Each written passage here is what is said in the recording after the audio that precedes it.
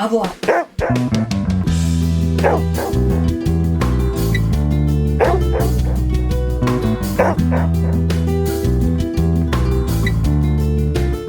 Okay, everybody, welcome to another episode of FitPet Boston Talks. My name is Leah Lori, and I am the host of the show.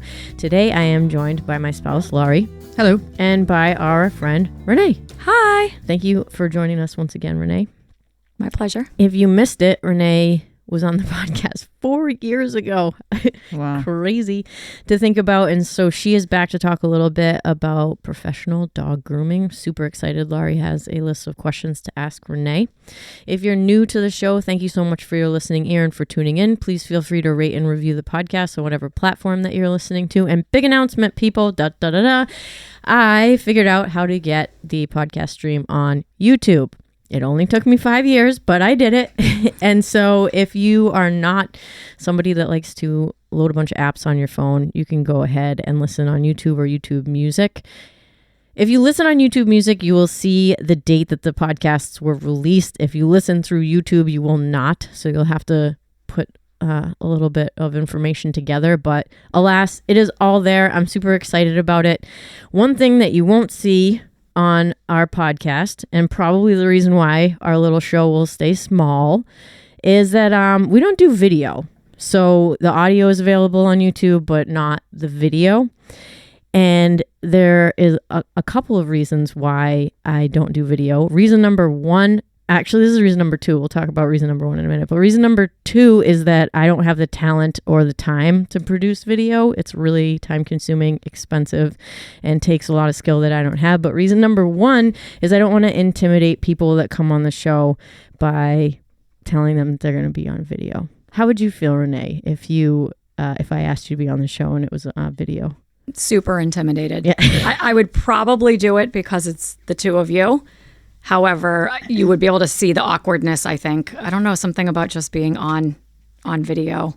Yeah. Takes away from the... Oh, you can see and hear my awkwardness. You wouldn't even be on the podcast, Laurie, if No, it I was wouldn't. video, because you don't like video at all. No, I can't be exposed in such a manner. I can't. I'm probably the most open to video. Oh, Leah would be like, "Hey, everyone, here we are." But I don't love it. I wouldn't be wearing what I'm wearing right now if I knew there was going to be video. I don't think it would be as comfortable for sure. Well, I saw. So Renee walks in. She walks out of her car and she's like, I go, "Oh my God, your hair is white. Is it too much? I got everything done today." I did. I got my nails done for you ladies. I got my hair done. So our fence broke and I was like, "Oh, this is going to be great. Leah and I are totally going to be showered for Renee. Like, we're going to be clean when we see her." Because every time we see you, we all look like Trash. Garbage. like just like covered. Renee always looks nice. No. But I'm always like dirty and I smell like bleach. That's my perfume and just a mess. And she comes out just Louis Vuitton bag. I'm like, son of a bitch. I look like crap again around this lady. And so I looked at her nails. They're beautiful. I live vicariously through other women's nails. Because if I did that, if I did that one time, I painted my toenails, people. I know. My toe was poking out of the sheets. I was like, "It's you." It's almost like college days when you wake up in the morning, you're like, "Oh my God, what did I do? Who are you? Who are you? I made a mistake. It was tequila." Oh, Jesus. Anyway, I digress. You don't digress. That's exactly what we're talking about. We're talking about coming as you are to hang out with us and talk on FitPet Boston Talks. Because I don't know if you all know this, whether you're a dog trainer, handler or not, whether or not you're just a regular old dog lover. But dog people are a little strange, or they can be. And I think adding like the video element of it just is super intimidating for people that I think in general like to keep to themselves, kind of. So the goal of the show was to originally speak to people like Renee that have amazing businesses and have amazing talent, but isn't like super out there on social media. right? Like, I love your photo dumps. Yeah, I know. Every 6 months that I do them. That's how Renee does social media. Christmas was my last one.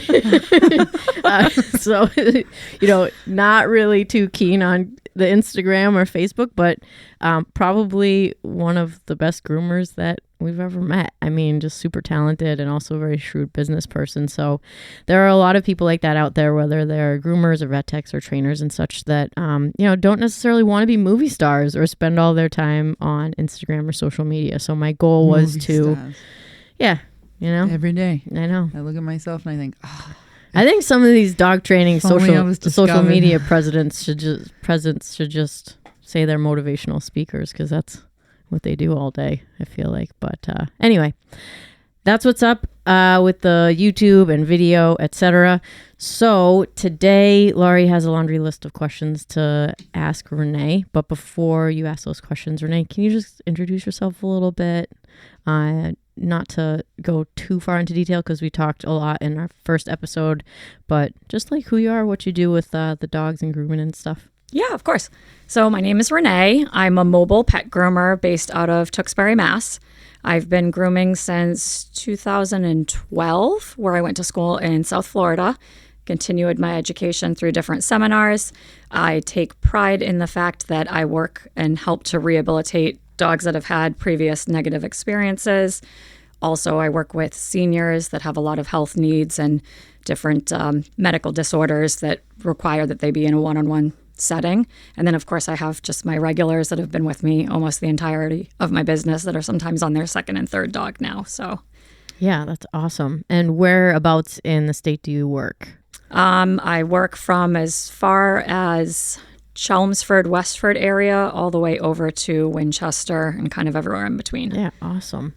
So when I first met Lori, I met Renee like very soon after, because there was quite a bit of client overlap between Lori and Renee. And I think both of you guys locally have a really good reputation. And it was really cool to not only be able to hang out with Lori and Melissa and get all this really cool dog training exposure, but also meet you and know that your reputation is very good in the area. Like, people love having you as a groomer. And if you get accepted, I know Renee's a little exclusive, right? So the funny thing is, my clients are so scared to even recommend me on a social media platform. They think I'm going to give their spot away. Yeah. So I actually have a client who said, I saw someone recommended you on the Woburn residence page. Are you going to let them go? You're not going to let me go, right? And I'm like, that's not how I operate. What happens is, if you recommend me on a social media platform, what ends up happening is not just the person who was seeking out the information to begin with, but then 20, 30, 40 people see those comments, and then my, emails get flooded with new inquiries. And no one likes turning anyone away, but you're only capable of so much. You ladies know that. You're only one person. You can't create more hours in the day. And I do have a family, so I'd like to spend time with them as well. So the nerve. It just, you feel bad turning people away, though. I hate it. I hate turning people away, but you need to keep those kind of small spots available for people that truly need the services versus someone who's strictly using you for convenience. I have people that can't drive, or like I said, the dogs have health issues that require them to need my services. So I do kind of try to keep a couple little empty spots available for people like that with special needs. You heard it here, folks. I hate saying no. I even hate delaying I hate delaying puppies. If people have a puppy, I hate delaying even a month, because I know it's a month of mayhem in the house and parent feels overwhelmed. So you mentioned a few things, pretty much why I wanted to talk to you. One of my good customers, their dog had the same girl she went to at the groomers all the time. Dog did really well. The lady who used to groom her dog left. Dog went to another groomer. She felt like she saw a difference in his demeanor when he walked into the shop. Didn't really like the haircut. Found the woman who left, and all is well now, I suppose, but there is some residual. Said that the dog isn't the groomer that used to groom him all the time, kind of agreed.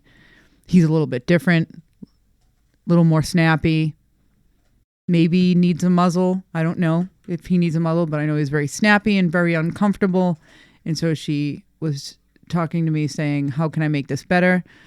I basically said to her, rely on the groomer he always went to, because you never saw anything. You never saw a change in his demeanor, and count on her to help rehab him. There's nothing you can do now. You found your old groomer. That lady made him comfortable. Continue to go to her and trust her to help you, because besides getting a small grooming table in her house and just feeding him on the table and making it positive, I mean, I feel like this is the groomer's job, right? Yeah. So go ahead and let me know. Like, that's really what I want you to talk about. You know, how to make your dog's life easier at the groomer, and if a groomer has to rehab a dog from a bad experience. Okay, go. So my first thing would be the consistency is the first thing. Obviously, you ladies know dogs thrive off of consistency. Mm-hmm. So that's why I always tell people it is super important. If you have one groomer this way, there's never any misconstruction of the instructions for the haircut. The person knows exactly what's expected of them. I do feel like sometimes groomers are people pleasers. So sometimes we might let the clients dictate what they want us to do. For example, just me as a person, as soon as a puppy's had their final set of shots, that's when I first want to see the dog. I want to see the dog so that I'm not forcing them into a full-blown grooming session, start to finish haircut in the first session. Puppies have the attention span of 45 minutes, maybe an hour tops. So when people come to me as, I want you to do a full haircut on my dog, they need 3 inches cut off, I say, listen, what I can guarantee you is that I'll do the basics. And if I can get a haircut done based on if the dog is comfortable, then we'll continue. But I never make any promises. And I think sometimes you kind of get bullied into that situation, and then you push the dog further than what they're comfortable with. We want to get them used to having their feet handled, the sounds of the blow dryers, the clippers. I even tell people, just to mimic the sound of the Dremel for the nails and the clipper on the body, use an electric toothbrush at home. Oh. And just the vibration, it's like a lot of dogs don't like having their nails done. So that's one thing you can, You're telling me. Constantly touch the feet, and then take an electric toothbrush, kind of mimics the sound and the vibration of the Dremel. I have had success in rehabbing dogs that had negative experiences. I actually have 2 dogs on my roster right now that were previously medicated for grooming. Full-blown, like Valium, Xanax, and we've slowly... The first one I had to muzzle for a bath. He wouldn't let me do anything. He wouldn't let me touch him at all. He would bite me for shampooing from start to finish. He would bite for everything. Mm-hmm. He's been off the meds probably 6 years now that I've been grooming him without meds. And sometimes... Does he still wear a muzzle? He does not wear a muzzle at all. No muzzle, no meds. How long did it take? It probably took me a good year and a half before... Yeah. He could be completely off of meds. And I don't know what his history was. I just know they sought me out because the last groomer, when she handed him back, said, your dog is expletive. And your dog isn't. And he is difficult to work with, but he's poorly bred. So I don't know if part of it is his genetic makeup, if he has some kind of neurological problem. Some dogs, you just have to take it step by step. What I would even suggest for this groomer, maybe to work with your client, is bring the dog in, say she's on a 6-week schedule, bring the dog in at 4 weeks and just do the bath and the blow dry. And then 4 weeks again, then do the full haircut. I actually had to do this with Monty, believe it or not, who's one of my biggest fans Monty, go back. Who's obsessed. When I first started with him, he was terrified to get in the van. So I told Kerry, I'm going to come every 2 weeks and I'm just going to do his nails. And that's it. Just nails, 5 minutes, do the nails, feed him cookies, play with him. And now, I'm a mile away and the dog is busting down the door to get in the van. He's vibrating on the stairs of the house. Right. So sometimes it's just coming a little more frequently and maybe doing shorter sessions and maybe just getting that bonding back between the groomer and the dog. Because obviously... where the disconnect came with the other groomer, I'm assuming this new groomer doesn't know the circumstances of what happened. She found where the groomer went to the new place. No, but when she was going to the old salon and went to a different groomer, we don't know No, we what don't know. transpired because the other groomer had already left the facility, right? So Yeah. we don't know exactly what the circumstances were. Yeah, no. Maybe he was in a crate too long. Did she do one-on-one like Well, express service before, and then he was in a crate and kind of got worked up by being in a crate, or What? I don't know, but I don't know exactly what happened. And they said nothing happened, but the mom said his demeanor was different, and that was that. That's all she told me. So and everybody handles dogs differently. You know, Right. maybe she was a little bit more rough than another groomer, not meaning to be, but just was. We all handle dogs differently. So Right. maybe that groomer just did something that tipped him off. And that's that. and how many times has he been back to the new groomer? Do you know? I don't or know. the Maybe new one- old groomer? Maybe one or two. Okay, Definitely one time, but Okay. maybe two by now Yeah. since I spoke with her. Yeah, it might just take a few. I mean, some dogs take. I have another dog. She's been with me for 6 years, and she still shakes when she sees me. She'll never. She just doesn't like grooming. She doesn't. Some dogs are just attached to their people too. Oh, They yeah. don't have enough socialization. I mean, that's a big part too. If a dog, a lot of dogs that people acquired during COVID, their social anxiety is so much more heightened than your average dog, and so they all tend to just kind of be skeptical of the whole situation altogether. Yeah. And I have dogs that have been with me since they were puppies, and they still don't love the process. It's stressful. It is. It's not the same as, I try to explain that to people, like, it's not the same as us going to the spa, where they're required to stand for an hour, and we're manipulating the joints in a certain way to get the nails done or to get the paw pads cleaned out and things like that. I mean, of course it is somewhat enjoyable, but I think a lot of times too, and this is a mistake that pet parents make because they see the dog's anxiety, and so then if she's holding the dog while she's bringing the dog into the grooming salon, it's okay, Fido. That is not good. It's okay. The mean groomer's here. You're just going to be under a blow dryer for a really long time. Right. But when you're saying it's okay, Yeah, you're I know. implying that what's about to happen to them gonna be is a negative. nightmare. Right. Yeah. So the better thing to do is just Put him on ignore. a leash, get him in the car, get him ignore. in the van, and right. go away. Ignore. Just, okay, here you go, Fido. Have a nice time. And I would say, honestly, more frequent drop-ins, if it's just for, let's just do a nail trim, and in 3 weeks I'll do a bath, and then in 6 weeks I'll do, I know it's an expense, but it's worth it if it can get him or her back on track to where she felt that he enjoyed the experience. So shorter grooming appointments. If you want to get used to Dremel and nails, electric toothbrush. More frequent. Be prepared to spend a little bit of extra money. That's a couple of things I wanted to highlight from what Renee said. 1.5 years, right? With that dog. That's a long time. And that's a huge commitment on the part of both you deciding, yes, I'm going to take this client on, and also the owner, because I'm sure that you had to go more frequently in that 1.5 years. That costs the owner more money. And I think part of when you get a dog that is in need of grooming, you really need to think about how much that cost is going to be before you get the dog and decide, is that something that I want to commit to or that I can commit to?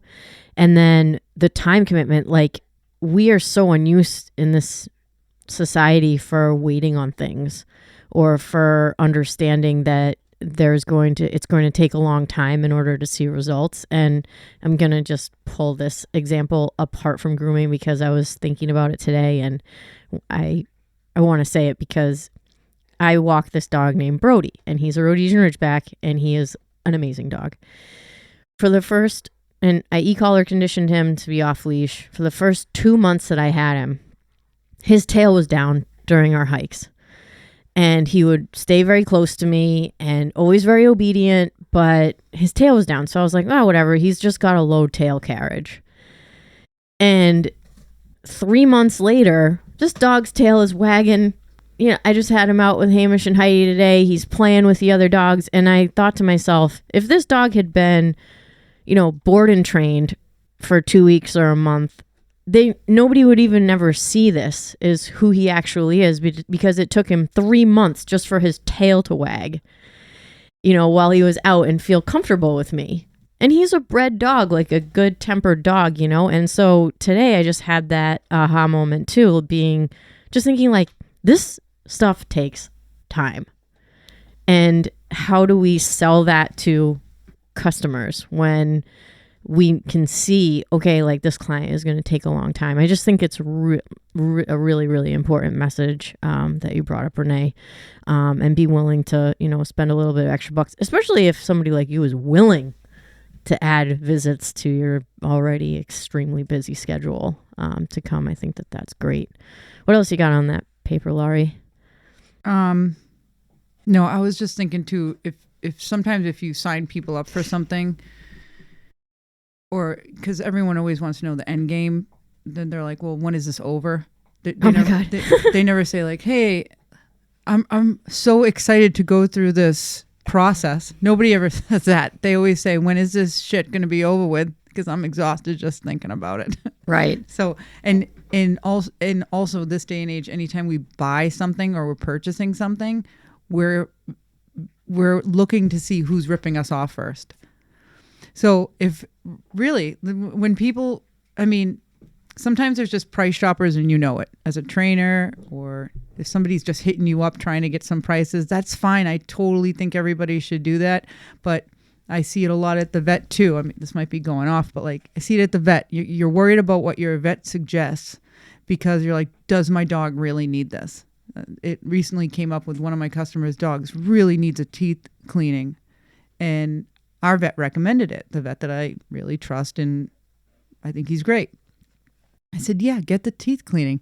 He wouldn't recommend something that the dog didn't need. Plus the gingivitis, my God, the breath could knock a buzzard off an outhouse. Like you need to, like this gingivitis and plaque. I mean, my God, the dog's teeth are going to fall out. For the love of Pete, you brush your nasty ass teeth every day. Good grief. So I feel like that's a thing too. I feel like money like price counts. shopping and feeling like you're getting ripped off. Yeah, it's some of these things take time. Like with people, we wait so long for, like, you know, if you start going to a shrink, you know that this problem is not going to be solved in 5 visits. You're in it for the long haul. Right. But if a dog has a problem, some kind of PTSD or trauma, It needs to be we're rehab for grooming. It takes a while. Yeah, you're like, this has to be done in a month. Do you have a month? No, man, you got to give me time. Well, and you have to, I always explain to people, the dog needs grooming for the entirety of its life. So you're better off resolving the problem now. I mean, do you know what it costs to have a sedation grooming done? Oh my God. It's a small fortune. There are people that, you know, you guys know I do a few felines, not very many. They have to be extremely well behaved. So scary. But I mean, a feline grooming is, I want to say $300-$400 for that. And it's not like it's like, you know, so much better than what a professional, you know, pet groomer can do with the anesthesia and everything to knock them out, just to zip down a 10 blade on the coat for a lion cut, $300-$400. A lion cut is the puffy head and the tail. Yeah. Yeah. And sometimes the boots, it depends. Everyone has like a little different style. The little boots on the legs. Boots with the furs. You're like, look, it's so pretty. Comes out naked. Party on the head and the tail. Business in the middle. Hunter in the middle. Okay. But you know what? Another thing is too, if the groomer is noticed, I was just thinking of this because I've had to do this in certain circumstances too. If the groomer is noticing one particular spot where the dog is getting agitated or showing some nippiness or The aggressive. butt? Really? Butt in the face. Really? Every time well, definitely the face. Because No, she I'm said saying he this was- particular This dog. particular dog Okay. was snapping. But like when I groom dogs, sometimes it's the butt. You want, you know, go ahead. I know what you're going to say, but go ahead. No, well, I was going to say if there's a part that you can skip. So like, you know, as we mentioned, dogs do not like having their nails done. I've had several to the point where they're like alligator rolling on the table and they're literally going to throw themselves off of the table. That's not worth it to me. I'm not going to pin your dog down to get nails done. So what we're going to do is we're going to skip the nails. And if I can try to just slowly add it back in, or if you want to seek out another arrangement where that's a separate service. But I'm not going to pin your dog down. I don't really believe in muzzling, because most dogs, the first thing they do, they try to rip the muzzle off. Tell me so about that's it. actually not, that's counterproductive to what you're trying to accomplish. What I will do if a dog is, kind of has me a little apprehensive, I'm not sure which direction it can go in, as I'll use like the cone of shame. Yeah. Just to protect me in case they decide to snap, so they can't snap right at my face, if I'm doing nails like real close to their head. And I might use that for a couple sessions, with this dog. I'm wondering how young is he? Break. Buddha's chewing a bully stick. I'm going to take it away. It's getting short. Oh, no. I don't know. I think he's 3 now. Is he 3? Because I was going to say, sometimes when you're doing the face, we usually tend to grab a few hairs by the chin, just to hold it, or we might put a little bit of pressure on the side of the muzzle. So I was thinking maybe if his teeth are starting to show some decay, sometimes there's other reasons that the dog is behaving that way. So maybe if they were holding the mouth a certain way, maybe he has pain, maybe he has an abscess or something in the mouth. The butt, could it be the glands? Did he have an abscessed anal gland? Maybe the previous... I don't know the dog's specific problems. Yeah, I told her, I was like, we're going to do a general one, but... These are all things I'd be asking, like, to see if something changed in the format of the grooming, so that the new old groomer knows what to avoid. Yeah, so then... Excellent. So then you can ask your groomer, is he more sensitive at the face? Is he more sensitive at the butt? Is it his nails? So that you can try to target it, and you can, if it is a nail problem, like you said, the electric toothbrush. If it's a face problem, maybe putting your hands on his muzzle the way the groomer would. Mm-hmm. I mean... I tell people that when they bring puppies to me, if the puppy is unruly, I say, practice holding like them by the chin, or putting your hand gently under the chin, because, we can't have their tongue hanging out. We don't want to cut them. They're... Right. Moving objects and sharp objects is like not a great match. So that's what I wonder if even the groomer could. The one I was telling you I rehabbed over the course of 18 months. There were times where I would be able to get the bath and the haircut done, except for his face. And then I'd say, you know what, Joanne, I'll be back in 2 days. I'll do his face. Okay. And she would say, okay. And I know he's a Maltese. Oh, I like Malteses. Very poorly bred Maltese. And she knows it. I mean, she spent a small fortune on this dog for all of his ailments and his, he's bipolar probably too. But you don't want to medicate a dog. That's not your goal. My goal is always, if the dog can come off the medication, take them off if they can. I just told her, just out of curiosity, one day that I come, don't give him meds. I want to see if he's any different. And he wasn't. So I said, they're not helping for my circumstance. So if you'd rather him not have to recover from being medicated for the next 2 days, don't worry about me. I'm okay with you pulling him off the meds. It's one less thing that he has to, the dogs are smart. They catch on to that stuff. You're giving me the meds. This means I'm either going to the vet, going to the groomer, whatever circumstances, Yeah, I don't know why I didn't think about that. The dog's watching the process. She's like, oh, she's going into the drug cabinet. Right. So they already are anticipating something that they dislike is going to happen. There's another one. I'm the first person who's been able to do the dog. And same thing. She used to have to medicate him to bring him to the vet every 3 weeks to have his nails trimmed. Ugh. And so I said, just do it without the medication. You come in the van with me. And so she does. She stands right there while I do the nails. And now he jumps on my table and sits and waits. That's exciting. That blows my hair back when a dog is doing well. Yeah, you feel so accomplished. Like, wow, we did it. We did this together. And in your head, you're like, it worked. It really worked. I know. I know, but it doesn't always work. And it stinks. It sucks when it doesn't work. I mean, I still have a dog she shakes every time she sees me. I wasn't her first groomer. She's been with me a really long time. I don't know why. Every time you get a picture of her tongue's hanging out of her mouth. She's never relaxed. And I hate that for her. Yeah. But I know she loves me. She just doesn't love the process. Right. Because if you're out of the van and the job is done, the dog's making out with you. Right. It's on the way there. And that was kind of one of my other questions is for a parent to see you walk up to the door and maybe the dog isn't that excited, and then the owner is inwardly freaking out. Mm-hmm. I mean, you can tell by talking to you, you're a very black and white person. That's what I appreciate about you. We don't cut any corners. Both of us could talk a starving dog off a meat truck. Just talking. I like your black and white. They know that you're a good person, but they're still like, my dog still looks scared. So I don't want parents to be worried about that. Like, I cut some dogs' nails. They don't want to walk into the garage, which is where I do my nail clippings. And a lot of the times I'm the person that you come to because Nobody else can do them. Nobody will do the dog, and we need to get the job done now because we can only delay it for so long, right? But I did work on dogs where they would be put under, and I definitely had a muzzle on them, and I definitely had an Elizabethan collar so that they wouldn't take their paws and shove the muzzle right off their head. Mm-hmm. And we did work on muzzle training with a lot of the dogs, and sometimes I can get them off the muzzle, but there is always some kind of restraint, even if it's just the noose that you have on the table, right, or the noose in the bathtub. So, and I don't think parents should feel shame if they have to muzzle their dog, because sometimes there's a dog I start off with a muzzle in the tub. She's a chow mix, and once the paws are done, even if it's just scissoring the paw, she is appalled. Really? She just curls her lip at me the whole time. She's like Elvising me the whole time. And she looks over like, I go, okay.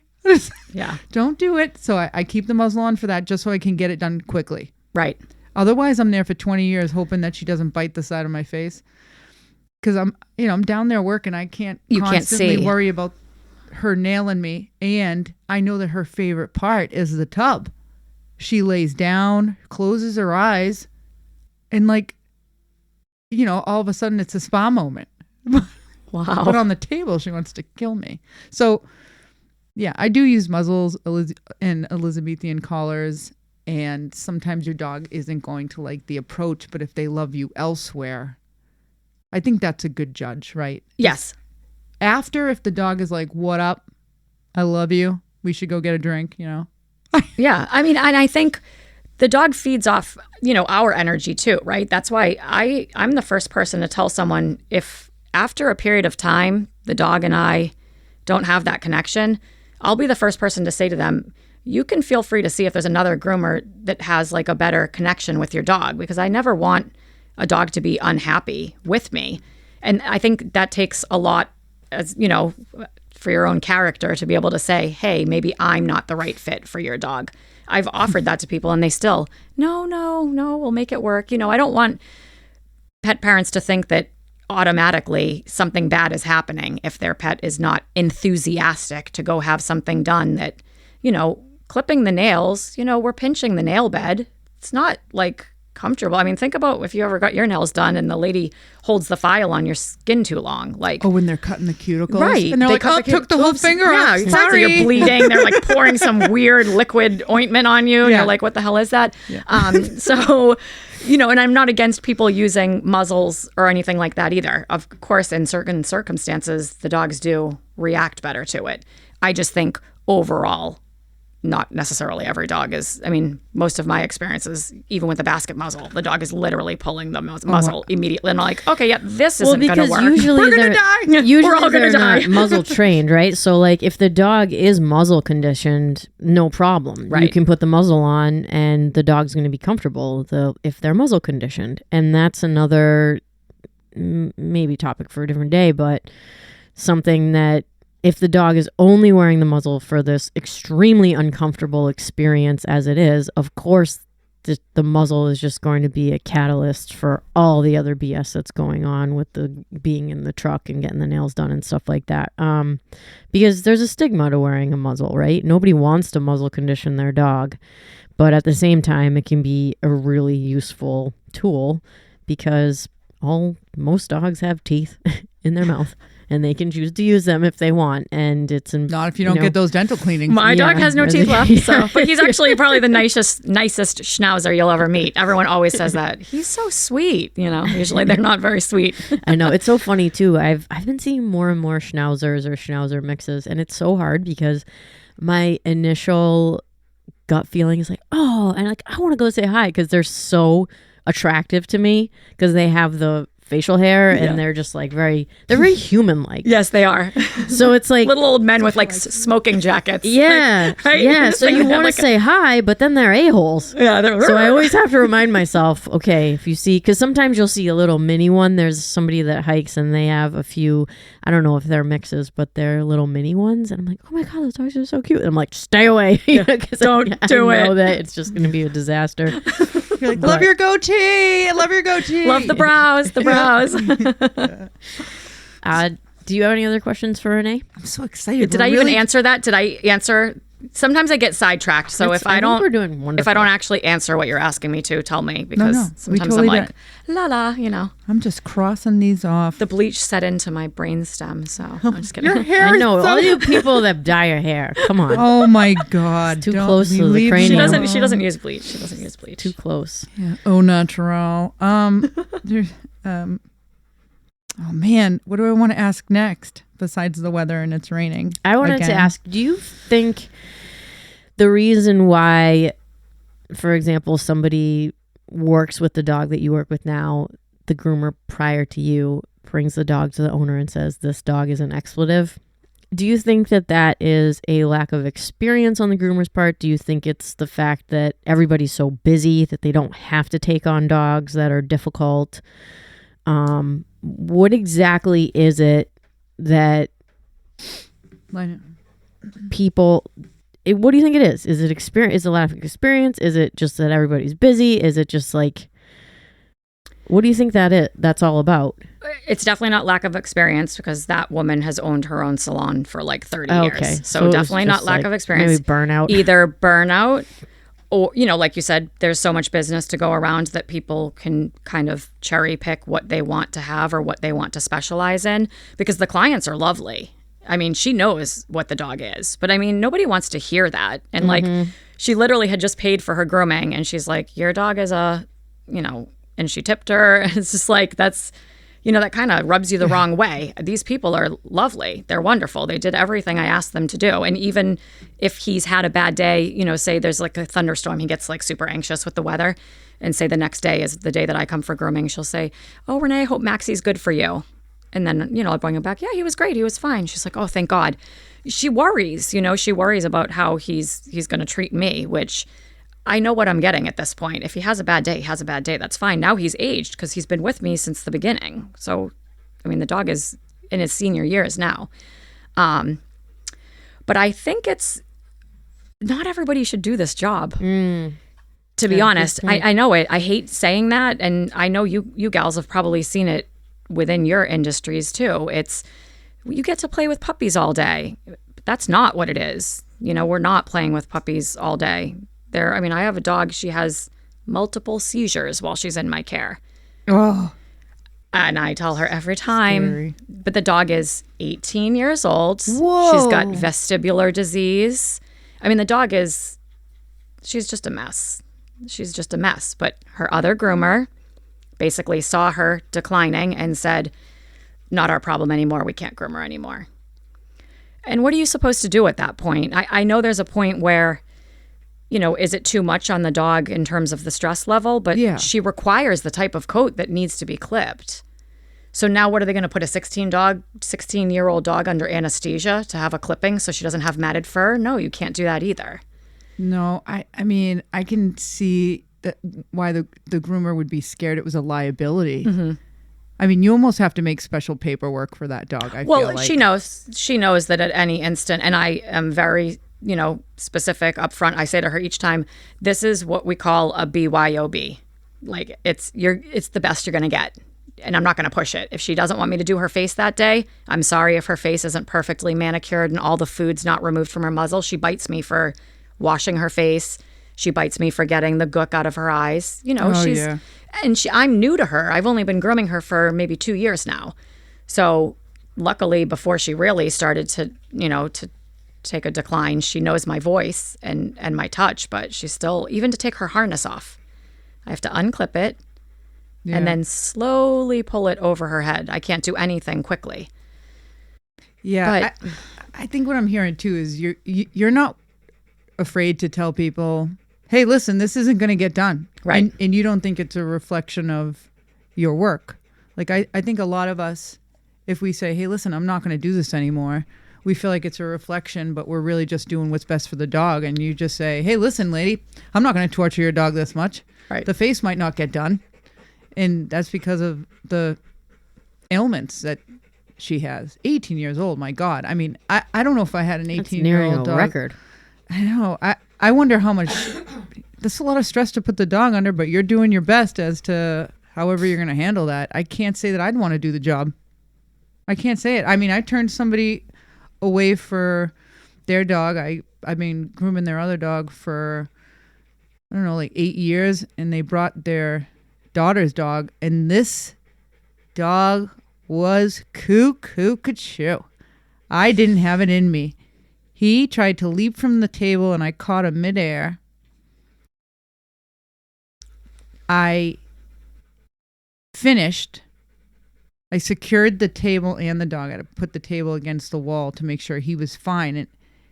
But the fact that dog was so stressed, I was like, I'm sorry, this isn't what I do. Mm-mm. You do need to find somebody that does this, that will take, that has all the time, has time, has put aside 3 hours for your dog to work this. And it was a Bernese Mountain Dog. There's a lot of brushing that needs to be done. Yeah, that's like 2-3 hour job. So I took the dog off the table, brushed him on the ground, and did my best. But I said, no, I'm not. I can't take. I literally only groom dogs that I have raised, and this was an exception because it was such a good customer of mine. And I should have just said, listen, this is not. You need to find a groomer who will spend tons and tons of time with this dog to make it better. I know, but that's a dog that might not even be able to be, rehabilitated. Like you said, when it's a safety concern, when it's a safety concern for you or the pet. Like jumping off the table, I died. I mean, you could have thrown something out in your back. He could have ended up, falling off the table. I mean, there's just so many variables that can happen. He could have choked. I was scared to death. Right. Because that's not a small breed. No. Right.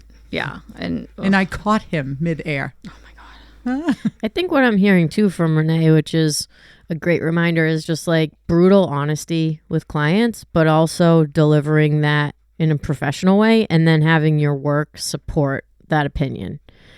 And I think that that's a lesson out of a very successful person's playbook. So thank you. I think that we all could use that lesson. I have a client that I don't work really well with dogs that are like petrified scared, because I start getting petrified scared, I think, just because I lack the experience. And I had a walking client and the owners like really liked me. I know they did. And at the end of the day, I was just like, guys, like this dog hates me. This dog does not like me. And that's okay. Like some dogs are just not going to bond even in the tiny way that they need to with me coming in and out of the house. And I think just being honest about it will get you farther than, trying to fit a square peg into a round hole. But being able to say it professionally, it's like so important. Yeah, I think, that must, we look at our dogs as a reflection of us. So after this, your customer paid and she's like, your dog's an asshole. I mean, that's brutal. There's a way to say it, right? So that she could have said, same thing I said, this is not my jam. You need to find somebody that can handle this. Or give you a referral. That's like the best thing that I find too, is like, if it's not for me, like here is somebody who could potentially help you. So it's not like I'm dumping you. Right. I think she could have just said, hey, I don't think this is a great fit for Max. So maybe seek out, alternate arrangements, because then it just makes them feel crummy as an owner too. Like then they wonder, what did I do wrong? It's what did I do?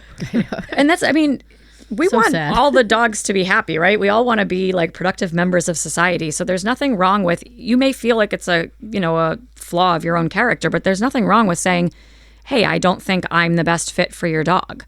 I've actually told people, I don't think that the mobile one-on-one is best for your dog. I think that their segments need to be broken up as they are in a salon, where the bath goes first, then they get placed in a crate and they get to air dry. Like sometimes the straight through one-on-one actually is not great for every dog. Why is that? Just because it's, we're on a shorter time span. You know, when a dog goes to a salon, they're there for what? Anywhere from like 3 to 6 hours.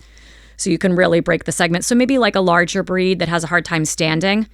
So the straight through, you know, could be up to 2 hours of standing consecutively with maybe some small breaks in between. You know, in the drying stages, if you're going to do the front of the body, you can let them sit, and then when you need them to stand up for the back end. So maybe senior like giant breeds might do better at a salon where it's broken into segments. They don't have to stand the whole time. I've only probably turned away 2 dogs in that respect, that I didn't feel that the one-on-one straight through was conducive to their. And you have a size issue with the van as far as dogs being a certain size for the table, right? Yeah, like I think I probably wouldn't attempt a Great Dane or an Irish Wolfhound just for height perspective. Weight, not so much, doesn't bother me, because I've done the Great Pyrenees, Anatolian Shepherds, Samoyed. So I have done some of the larger breeds, but in terms of height, I feel like a Great Dane or an Irish Wolfhound, they'd be hitting the head. They'd be hitting their head on the ceiling. Yeah, exactly. Because of the way that the platform is raised in the tub. And I think I did try a senior Newfie when I first started, and we couldn't even get her on the table. And that was with my husband there to help me. And we couldn't even get her on the table. It was like, nope, this isn't going to work. I remember you told me about her. Renee helped me with a Newfie who was nearly crippled. Yeah. And we were on the floor shaving that dog. That. And I was doing that for I was like, Renee is the only human that would do this with me. And then I called you for another dog. And then one time I cut a dog. I was cutting a dog, and I'm like, this is the ugliest thing I've ever seen. My job, not the dog. I was like, oh my God. I was like, Renee, can you just come over and maybe check this? Sure, I'll be right over. I happen to have time today. I was like, thank you. And then I looked at a picture of this dog that I always groom. Oh God, this grooming job was so good. I didn't do that. That was when Renee came and stopped by. I was like, thanks, Renee. Okay, can I do a good job? Okay, can I ask some pro tips? Sure. Okay. Oh. What's a pro tip for reducing drying time? Okay, so are you guys using the chamois towels? This isn't for me. This is for everybody, because you gave me the tip to get the different attachment, the flat attachment. It's pretty much just saved my life. Like, I feel like that thing is awesome. Okay. But flat attachment for the dryer? Yeah. Okay, go for ahead. The blow dryer. Yeah, because it's like we call it a water peeler. So it literally peels the water off the coat. Like, it's awesome for like labs where, you're like, this coat is dry. No, it's not. That's just the top layer that's dry. Right? Like, oh my God, the endless. Yeah. So the water peeler is like a lifesaver. But I love these. They're like these rubber towels is like the best way I can describe them. And you squeeze the water out. So you'll rub the dog all over. I use like a leave-in conditioning spray, and then use the squeegee towel, squeeze it out 3 or 4 times. Mm-hmm. Then I use like a regular terry towel, bath towel, rub them dry there. And then when I'm drying them on the table or in the tub, either with a bath mat underneath or a towel, so that that's catching excess water. And you want to keep the environment, like, you don't want humidity in the environment, because if the environment around you is wet, it's just, you gotta, what I do in the van, winter, summer, doesn't matter. I run the heater and the AC at the same time. Because especially on wet, in the summertime, I won't run the heater. But in the winter, my AC is on all winter. Because if the walls are wet, it condenses the air. Right. And when the walls are wet, that's literally just going right back on the dog. And if you have like a super crazy, like, do you ladies do a lot of the like double coated bath dogs? So like whatever part of the body you're working on, wrap the other half with a towel. So if you're starting. Let's go. Okay. So if you wrap the towel around the waist. So like if you're starting from the head and working on the front of the body, then wrap a towel from like the waist back. Okay. Or vice versa. If you start on the back end, just so that's while you're working on that section of the dog, some of the water is being absorbed into the towel. I have a question about that too. So when I dry a dog, I dry them in the tub. Do you think the water that's kind of underneath the grates? Some dogs, Like splash. I've never thought about it before. Now I'm thinking about when you said human environment. I was like, oh God. You're like, dang it. So like the dogs that I'll work with in the dryer are like any dogs that have like double coat or shedding breeds, because I don't want all that hair flying, all that dander flying up into my face. So I actually like the fact that some of it sticks to the to the stainless steel of the tub. What a thought. But before you start drying them, if you can push any of the water that's under the grate like into the drain and try to remove it, or are you putting a towel down under them? Yeah. Okay. Yeah. But I'll usually only half or maybe like a third dry in the tub, and then I always move them to the table. Okay. I never dry a dog completely in the tub. Is that just because it's hard to get everything? Yeah. Yeah. And then at some point, if the tub's not drying the hair that's been removed, then you are putting like wet hair back on the dog that you're trying to dry. So it's kind of like counterproductive. You have to have a really good drying system with a mobile grooming, because you're doing door to door. It's not like you're in a salon where you can put them in a crate with a fan on them for a few minutes to just like finish up the face, you know? Mm-hmm. Yeah. And you have to get the dogs used to. That's why I'm so like, you have to start your dog early, because I mean, I only have so much that I can work with. I can't let your dog air dry for 2 hours. Like I'm on to like the second or third dog. We have such a, small number of pets that we can accept in a day versus a salon that can take, 20, 30, whatever. How many dogs do you groom in a day? My happy place is 4 to 6, but sometimes it's 8. If, people go on vacation, I have to double up or extra. And it depends. I like to do a combination of like bath and haircut dogs and large and small. But some days I could fire myself. I have like 8 doodles on the schedule, and I'm like, Lord have mercy. Please save me. Day. Yeah. What's the earliest age you will take a dog? As fine, as long as they've had all of their puppy shots, I will take them. So puppy, do you usually include rabies in that? No. Okay. No. It's you need the socialization. You need the grooming. socialization, and this is the lifetime of the pet. So they need to understand what's involved. The bath. I want them to get used to the blow dryer. The blow dryer freaks out a lot of dogs when they're young. Because the pressure of it. So if you have a little teeny tiny puppy, you can put it on low, and the dog's going to still take 20 minutes to dry, right? You don't want to have to put it on full blast, because they're now they're 9 months old. They've never been touched. They're like a gremlin, and then you're like, great, how are we going to get this done? Or the dog's matted, and then you need to take all the hair off, but the clipper is freaking them out. The dog's trying to eat the scissors. You don't want to cut a tongue off. Like, there are so many variables that go into it. Oh my God. Is it okay, Leah? Yeah, just keep talking.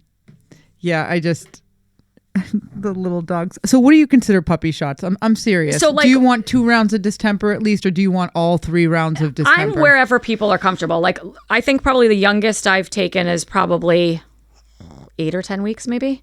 Does that sound right? So you've only had 1 distemper shot on a dog. Yeah. I mean, it's where the parent's comfortable too. Like, I just had one that she wanted her Aussie to have all of the puppy shots. I'm like, that's fine, but let's not wait too long, because right, an Aussie, yeah, the hair is going to require quite frequent blowouts unless you want him to be all like matted up. For puppies, I require to be here at least 2 distemper shots. I don't care about rabies until 6 months of age. I don't care about rabies at all, to be honest. I mean, when was the last reported case of rabies that we had? I know, but we have rabies. to. I know we have to. Guys, in the state. Rabies are. I'm just saying. Get a rabies shot. Yeah. But I always wait. I actually wait till my dog's adult teeth come in, because that's what these old timer dog trainers always taught me. Wait till the adult teeth come in and then get the rabies shot. Okay. And I never got rabies so far, so I feel like I'm. You feel like you're doing the right thing. So 2 distempers. Yeah, you got to check for parasites. I'm not taking your dog if it has parasites. But see, you're also. You have other people's pets to worry about. And that grooming truck is so clean. I mean, because you clean in between the dogs. So it's like. I love looking at it. I mean, they're probably more at risk in their own homes. Honestly, they are more walking down the street in someone else's dog's, fecal matter that, get the hookworm or something. Uh-huh. You know, I'm using hospital grade disinfectant. And that's another reason why people like it, because sometimes when dogs do get to senior, people will titer instead of doing all the Bordetella and all the different, you know, vaccines, because the immune system titering's fine. And I'm okay with that. You know, I give people grace in that circumstance as well. I don't want them to be, you know, shut out, which they will be from a salon where there's multiple.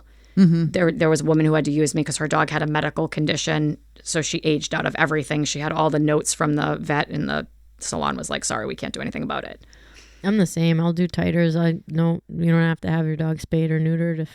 And immediately that opens me up to not only more business, but more conversations with people where they didn't even know that it was an option. Right. Like, a lot of people don't even know that, like, leaving your dog intact is an option. And then, you know, knowing that, like, oh, you can pull a titer on your dog, like, for rabies if you want, like, go for it if you don't want to get the shot. So instead of vaccines, you can get titers. Yeah. And it just measures the level of immunity that your dog has to whatever disease you're trying to get vaccinated for. So you wouldn't need to get another vaccine, which is pretty darn cool. Yeah. I wanted to ask you something else. Oh, unrelated. So as I would say a micro business, I'm not going to ask you for any numbers, of course, but somebody who works with themselves, because do you have any employees right now? No. Okay.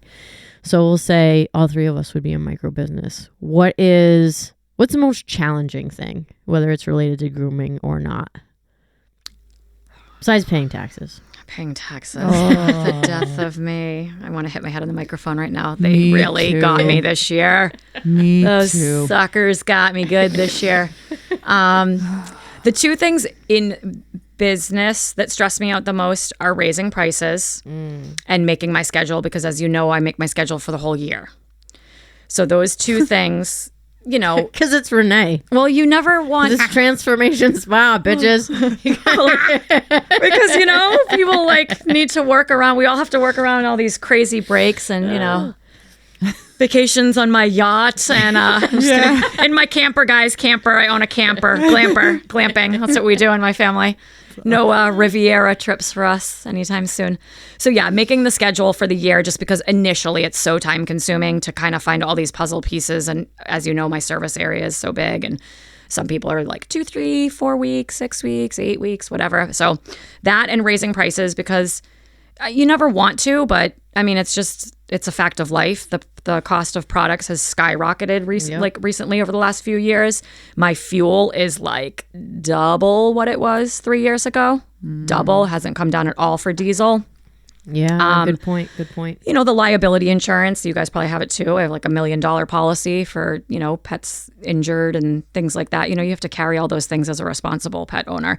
I think personally, it would probably be just setting boundaries. I mean, I have people at like 9:45. Renee, Daisy ate something from the garbage. What should I do? Oh, no. Right? And you're like, well, I'm just the groomer. But what I would do if I were you is, you know, so it's like I've had to learn to put my phone on silent when I'm ready to like tune out and try not to answer those. Because I mean, would you call your plumber at 9:45 and be like, "Hey, the water's doing this weird thing"? Well, the plumber's my cousin Johnny. So okay, but so you probably might. But like, Johnny, you get the hell over here right now. But what other service providers at 10 o'clock at night? You're not going to call your dentist and be like, I can't floss this thing. You know what I mean? So I feel like because we're pet people and we love pets, that people maybe think it's okay. I'm not saying they're disrespecting us intentionally, but they feel like the boundaries don't have to be there where it's like acceptable and maybe just because we've kind of built those relationships. I know I have, I'm sure, since we do have an overlap, but we've built the relationships with our clients to where they do consider us like a friend or a family member. Yeah, I know everything about them. Right, not just the person that does this or that for their dog. So sometimes I think we make it so comfortable for them that, you know, sometimes it's like, I need time too. Oh, I've got text messages at 5 a.m. Yeah. I did get a text message at 10. I did answer the text, and then the person came here. Oh, really? Wow. The dog was aggressive to their parent and wouldn't let them put the Elizabethan collar on, and they had just got neutered. Oh, God. So they had to have it on. Had to have it on. She drove up. It was midnight. I remember It was that. like midnight by the time I was done. Laurie, you shouldn't tell that to everybody because that was very rare. Don't get any ideas, people. Yeah. No, it was a rare occurrence. Lori's in that person's will now. Just kidding. But yeah, we fixed it and then sent her on her way. Leah's like, "What's going on?" I'm like, "I just had a customer. I hope." She's like, "What time is it?" Midnight. And then the other one, I went to a house call because there was a dog fight in the house, and I cleaned up the dogs. And yeah, yep, that was the other one. Those were my 2 midnight calls. Other than that, I'll get like a 4 a.m. call, and I know who it is too. It's my old guy. Yeah, old guys that live in their truck. They're the ones that are going to call you nice and early. Oh, yeah. Yeah. So probably I'll see you at 6 a.m., bud. Okay. Now that we did the kind of most challenging, which would be changing prices, which I am going to concur. I don't like doing. Me too. I don't like doing it. And scheduling, which I would also concur because especially when you drive. No, see, I think even more for you guys because everyone else is expecting you to take care of their dog so they can go on vacation. But when do you ladies get vacation? I mean, in the time I've known you, you guys have had like 2 vacations. And one of them I think was canceled. It was. And then one, there was, one was COVID. That was exciting. And hey, listen, you got to make hay while the sun shines. It's like, yeah, what are you going to do? Okay, so what would be for you, Renee, the rewarding thing about being a micro business working for yourself? I love that I can prioritize I'm at a point now where I can prioritize my family. Yep. So you guys know Gabriel, he's going to be 7 in the fall. And most of these clients have been with me since pre-pregnancy. Yep. And he's in karate and baseball and soccer and swimming and all of the things. And being able to get home at a reasonable time and pick him up from school and sit down and have dinner with him. And I still have that same relationship with my clients, though. And I think they enjoy it, too. They love seeing where the business has grown to where I do have that comfort level of my consistent, regular people. And they enjoy when I post little pictures kind of strewn in amongst the dog photos so they can see where he's at, how tall he is, how many teeth he lost. But I just love the bond. I love when I see a dog that maybe isn't on my client's schedule, right? And I might be pulling up to someone else's house and that dog is dragging their owner over to the van. And I'm like, it's not your day, Cleo, but Cleo sees me at Heidi and Hamish's house. So it's like party time, I just love that. That just makes you it makes it all that much more rewarding. Or that these clients can trust you and do trust you with, going into their homes, or they feel like they can ask you a question like that at 11 o'clock at night, that they value your experience and your education enough. I don't know. Those things are just great. Yeah, it's super rewarding. I just struggle with attention issues. So working for myself it always keeps me zoned in and on task. Actually, when I'm grooming a dog, I set timers when I'm drying. Oh, I do too. So I'll be like, okay, I have a 1 minute timer. I have really bad ADD. So I have a 1 minute timer. Okay, you're going to do the hind. Just focus on the hinds. Okay, redo the timer. Middle. Oh, wow. Okay. Oh, yeah. I'm a psycho. Because if not, I'm just I'm trying to dry the whole goddamn thing all over the place. And I'm like, why isn't this dog getting dry? But meanwhile, I'm drying myself, drying my armpits. I'm do I have hair on me? And vacuuming the floor. I'm I'm a mess. I am a mess. So I set my timers, and that's why walking is literally my best job, because I'm just go forward. Go, everybody just here. Walk. Everyone's still here. Turn around. Everybody's still here. We're good. Everybody's here. She's we're here. She's bobbing her head. And she's telling you, and we're moving. She's how many dogs did I come out with? They're all still with me. Okay, here. we're good. Okay, good. I know. Then the emails telling you hey, you did a good job, right? That dog running your truck. Yeah. I love it. Yeah, it's good stuff. I love getting texts from clients too, and I really try to text my clients some pictures every now and again, just so that every time I contact them, it's not hey, some bad thing is happening. Right. So that's, I think, super important too, is making that connection when the shit isn't hitting the fan and things are wonderful and here's your dog on a hike enjoying their life with other dogs or whatever. So important too, like that positive communication, not just like SOS, it's midnight and my dog just ate a turkey bone. Reliability. I love that our customers look at us and they're like, they're reliable. Good old reliable. Yep. Oh, sure. I don't mind people calling me if there's, something happen. Okay, one more thing. It's okay if it's more than one more thing. Okay, it's more than one more thing. Okay. That's fine. The myth, is it a myth that you can't shave the coat too early? I don't believe that. Whoa. Wait, can we make the question better? Here's what I will say. Can you rephrase what you're actually asking? No, what she's asking is like a doodle breeder will tell you, don't get your dog clamped for the first 2 years. First of all, your dog is not a purebred. It's not a purebred. It's a designer mutt. She's passionate. Well, it's a designer mutt. So how is the breeder going to tell you when the dog can get clipped? That's just ridiculous. You're setting the dog up for failure because you don't know what type of coat you're going to get when you're mixing multiple breeds of dogs. You can't guarantee, first of all, you can't guarantee a non-shedding coat. I know that's what the promise is and why a lot of people gravitate to the breed. However, poodles, we've talked about this, Leah, poodles are non-shedding. Labradors are not. Bernese Mountain Dogs are not. Old English Sheepdogs are not. So when we keep getting into this, the hybrid F2, 3, 5. F2, 3, yep. Yeah. Yeah, Okay, exactly. so to get back to the question, is it ever too early to clip your dog's hair? In my opinion, no. The only time I would not clip a dog's hair is a double coat. So like, for example, someone with a Pomeranian says, my dog's getting too hot. Can you clip the coat? I always tell them I do not recommend it. Their coat is meant to insulate them in the cooler months and to regulate their body temperature in the warmer months. When we clip the coat, science suggests that we're messing up that body's ability to regulate their temperature. Natural equilibrium. And what you also can do is cause clipper alopecia, meaning that, now you're cutting guard hairs. They may never grow back.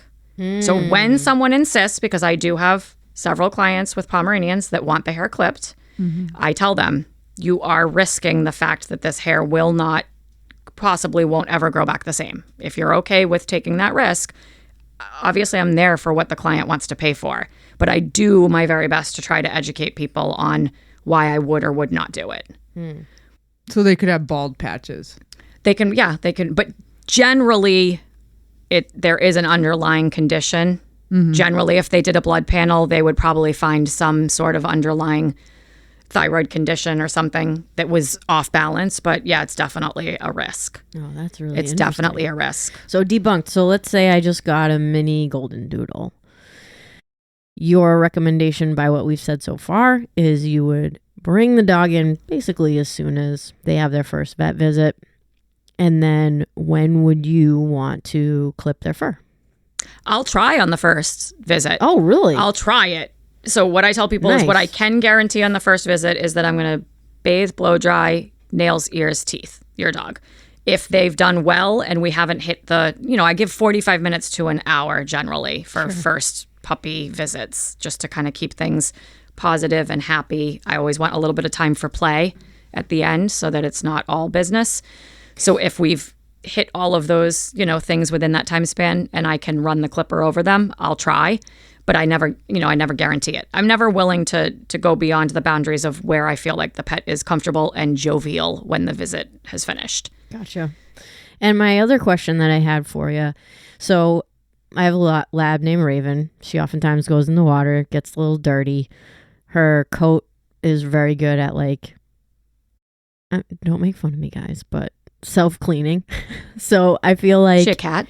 She can get... I don't even know what's happening right now. Like if she gets dirty, I'll dry her off and be like, oh, I'm going to have to put her in the tub. And then she kind of naturally dries and I don't know if it's the oil in her skin or what, but is it bad to bathe your dog too frequently? So let's say I wanted to throw Raven in the tub every time she went in the water, which would be once a week.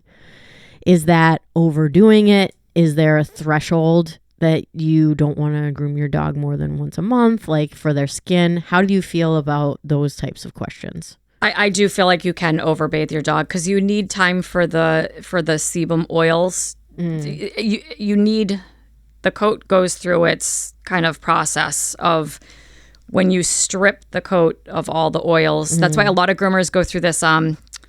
They do close, open, close, where they like close the cuticle, open the cuticle, close the cuticle. So like a lot of groomers swear by conditioning every single dog.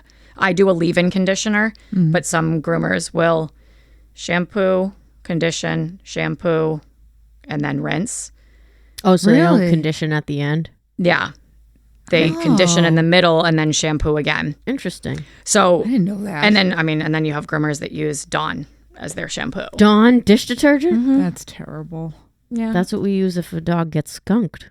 Yeah. So they shampoo, condition, then shampoo? Now, hang on. Wait, is that the regular process? Wait. What is the purpose of that? It's the close, open, close method. So closing the cuticle, opening the cuticle, closing the cuticle. So the So the shampoo closes the I guess. hair Maybe follicle? it's the other way. Maybe it's not condition. Uh-oh. Yeah, I'm going to mess this up. You stumped her. Leah. I just use my leave-in conditioner, to be honest. Let me see if I can Google it. Okay, while you're Let me see Googling if I that, can Google it. let's I didn't know that. Close, open, close. Let me see. Jipping these dogs, Leah, by not doing shampoo, condition, shampoo. yeah, I'm always just like, hey, Shampoo, conditioner, I- right? Leave that in, let it soak. If it's a medical bath, I let that soak. Yeah, Well, I've and it's been- certain dogs. It's usually short-coated dogs that you don't want to overbathe. Like I have a French bulldog. We only do that dog like quarterly. yeah. Did I know you had a French bulldog? Not me personally. Oh. All these dogs are my dogs. You know that. I always Right. say my dog. So with a French all of bulldog, for example, again, the short breeds, oftentimes they can have like kind of an oily feeling, coarse coat. And it might be, the owner might want to get rid of that kind of oily feeling on the coat. You're saying if you overdo that, it's not a good thing. How often is overdoing it? I mean, I would say if someone's trying to get their dog done every week, like that type of dog. Okay. Because some people just don't want their dogs to stink. Yep. But And they just have a natural odor. right, certain Yeah. dogs. I mean, I think you've probably experienced it. Like golden retrievers, they have a natural odor to theirs. It doesn't matter how. I mean, you stick your face in that coat right after it's clean, and it still has this Musky distinct, smell. faint, musky, Musky. smell to it. Because then the sebaceous cysts can occur. You can cause a lot more skin conditions, but it depends on the coat. Because I have a Portuguese water dog. I do her every 2 weeks. Oh, wow. Her skin is fine. Does she go swimming a lot? She just gets filthy. I know. Yeah, dude. Every Portuguese water dog is so Dude. filthy. What is that? Every 2 weeks, and the water is black. And she just walks around her little neighborhood with her dad. I don't think they go in the fells. I don't think they go on hikes. The other one, she does go to their house in Vermont. So she gets pretty filthy. But I mean, I don't know how all that dirt penetrates and sticks in that coat. They are one of the filthiest breeds. They're lucky that it doesn't Beautiful, show. yeah. Well, and then it doesn't show They're black, because they're yeah. jet black. So you can't really tell that they're filthy. But I'm like, ugh, Lord. I get so excited when my Portuguese water dogs come here and they're groomed because I want to touch them. And then there are some doodles where I'm like, just shave the dog down. I said to Renee, we're speaking about a dog that's often quite dirty. And Renee said, well, this owner likes to keep the dog long. And I said, I think an owner loses the right to request that their dog has longer hair if they don't want to brush the dog, or wipe intermittently. Like, I have some owners that are like, hell no, shave that dog down. You know I'm not going to brush. And they're very honest. And I'm like, awesome, great. I think that I think an owner should have realistic expectations that you're going to lose some of the fluff because it will only benefit the dog in the long run. Because by the time they see the groomer again, we are not like just prying through a beard that's full of food. And if your dog is a poop eater too, Oh, God, Lori. guys, you can wash the dog's face, or maybe you're not paying attention If you have a lot going on, sometimes you don't notice these things, or the private areas of the dog, definitely go ahead and just keep the dog a little bit shorter, or even in the sanitary spots, keep it shorter so that you save the dog the aggravation, because it takes a lot to comb it out. And it's save kind of like the groomer the aggravation. It's kind of like cleaning your house in between when the cleaner comes. Yeah, you gotta tidy up a little bit. You gotta tidy up a little keep bit. Things looking nice. So I think that I do think that, Renee. I think that sometimes you have to, if you're not gonna brush and you know it, then it's okay for your dog to have a short coat. You are not gonna make that dog look ugly. You always said to me, Lori, you keep a cute face. Mm-hmm. If you have to shave it down, you keep a cute face. It's true, though. I mean, have you not seen that result? You can take the body, you can strip the body down naked with a 7. If that dog has at least a 2 comb or longer on its cute head, the hair grows back. It's just hair. And would you rather your dog be miserable with hair like mats pulling? I tell people, take the hair on the back of your neck and pull it. That's what mats feel like on a dog's skin. Do you think it feels good to have their anus caked across with? Oh Lord, not really. I mean, even the other parts that just like if eye a dog boogers. is the eye boogers, and if they lean and pee, oh God, the pee is all over their stomach. Oh my God, or the backs of their front legs. And then they pee and they hit the front leg, the right and the left. Yep. Bless them. You know who does that? Oscar baby. Oscar the wiener. Oscar. Yeah, sweet dog. Okay, wait. I do have a question about shaving too early. What about a wire coat? A wire coat, if you're gonna shave it, which most of them you're not supposed to. You're supposed to hand strip, right? Do you hand strip? I will hand strip at the end. If someone insists on, I do not do full hand strip. I would have to charge an astronomical amount. And it's way too hard on my body. I used to. But what is hand stripping? It's when you're taking a carding knife. And so like a schnauzer is supposed to be hand stripped. Okay. So you would never touch that dog with clippers. Okay. Everything is basically plucked with a stripping tool by hand. Plucked, the whole like, pattern. from the follicle? Mm-hmm. The whole pattern of the dog. So that whole head, all along the back, all the way until the furnishings fall off. None of that is done with a clipper. So it's basically brushing. A carding knife is... We're both. Oh God, it's like I'm like we're both like doing this weird. It's got jagged edges. Oh God, it's so hard to describe to someone who's never seen it before. Honestly, it looks like a mini saw. Some of them, yeah. like the end part looks like a very little mini saw. Yeah, and you pull. It's basically just pulling and shredding against the hair almost. And what are you trying to do? Cut the hair?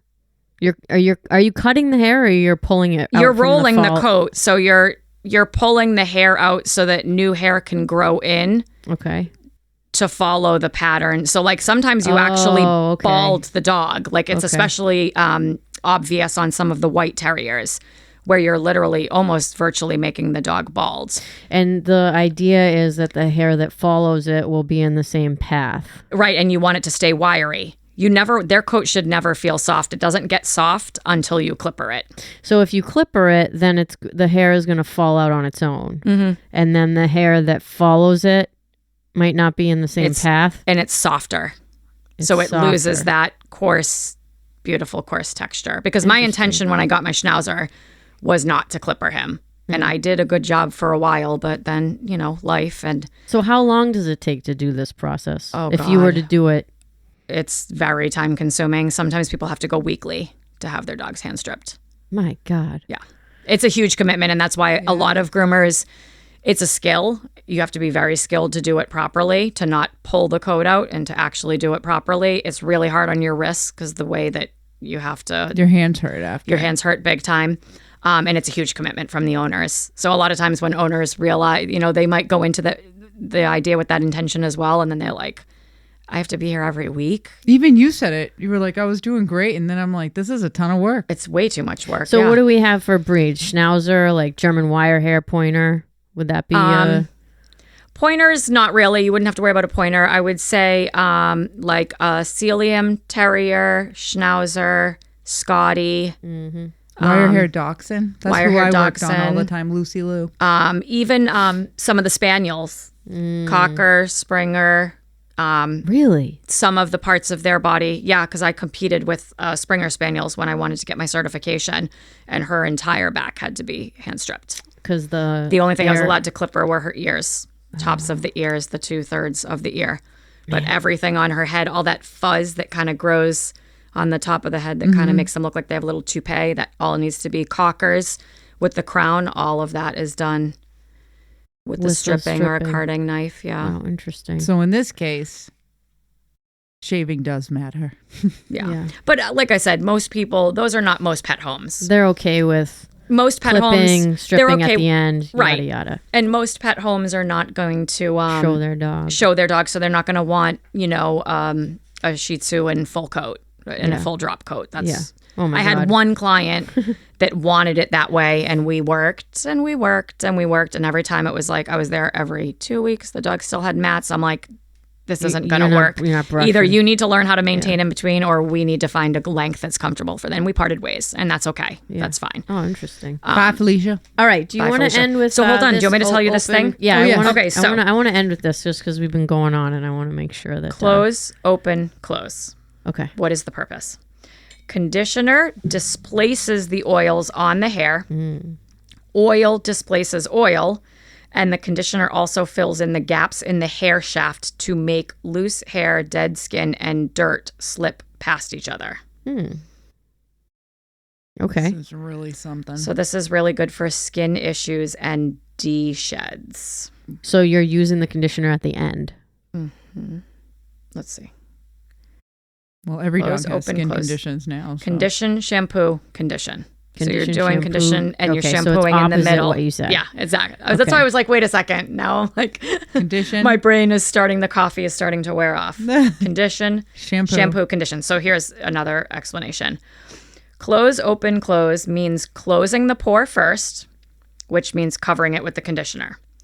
This protects the sebum layer and the good oils on the skin. Oh, interesting. Okay. Shampooing or opening the pore cleanses all of the bad stuff, and then conditioning or closing the pore again by replacing any oils that were removed from the shampoo. Okay. So it protects the follicle, nourishes the skin and coat, and develops a healthy sebum layer of the skin. And it's especially important in short-coated dog breeds, as their coat can't protect them from outside contaminants as well as longer coated breeds. Gotcha. I like this. So see, Me that was too. like, I knew there was a better, I took a whole course on this, and there's so many things. It's the same thing as vets, right? Not every vet can be a dermatologist and a nutritionist, and there's so many different things that we can learn and become better at. So I knew I was going to mess up the definition of that. But does that Yeah, that's make more? great. Yeah. Yeah, that's interesting because we get a lot of dogs that have like not hypoallergenic problems, but like just have skin shit going on. And so I use a lot of this like sensitive skin shampoo. But I don't always use a conditioner because I've been like, the less that I put on this dog, the better. You know, so I don't like I'll clean the dog, but I'm thinking about Sammy in particular, older lab. Yeah, he worries Super me. sensitive skin. I'm like just barely like massaging the shampoo in and then rinsing real quick with like lukewarm water, you know. Boy, poor So thing. that's definitely, I need to do a little bit more research just to make sure that I'm doing all I can, especially for the older dogs that have like skin stuff going on. So hey, this was awesome. Thank you so much, Renee. Like I feel like we should hang out once a week. I know we always say this, but we all always work all the time. And then it's always like, oh, there's Renee's van. Rap, rap, rap. Hey, how you doing? or who's on April vacation that's at Lori's house. And Lori's like, do you want to do this one too? Like, I got her next week, but I love a clean dog. I know. It is so and nice. it's one less dog you have to bathe when they exit your. Yeah. Plus, because I do like all my health checks and stuff, and I'll let Renee know. Like, did my health checks and brushed up the beard. I did the butt. Come on, man, this is gross. You did have to work Clean for me. the eyes.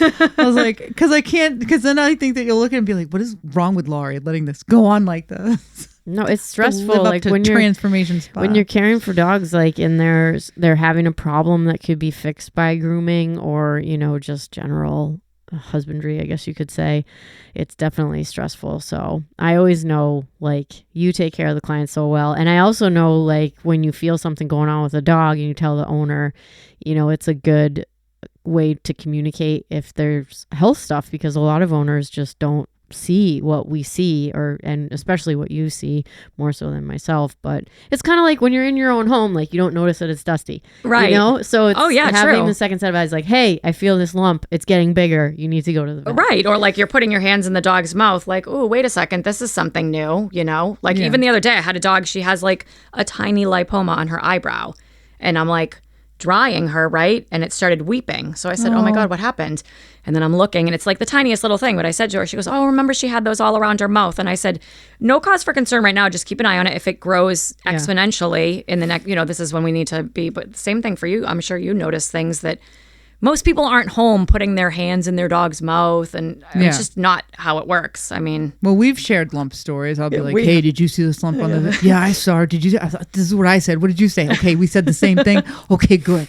I know. And sometimes I feel like such an alarmist, because I'm like, hey, so-and-so's limping again. Or I noticed that so-and-so is, hitching their leg or whatever. And then the owner will be like, I don't see anything. And I'm like, oh, I must seem like such a, but it's better for me if I see something, say something, because if something does happen at home, at least, they heard it from me first. Kind of thing. So. All right, ladies, we're going to wrap you. Thanks, Pappy. Renee. Thank you, Renee. Thanks for having me. This is awesome. I love this with you guys. I do too. All right. Back again next week. And thank you all for tuning into this little show. We really appreciate the support. And again, your listening ear. So we will see you next time. Ta-ta. Bye-bye.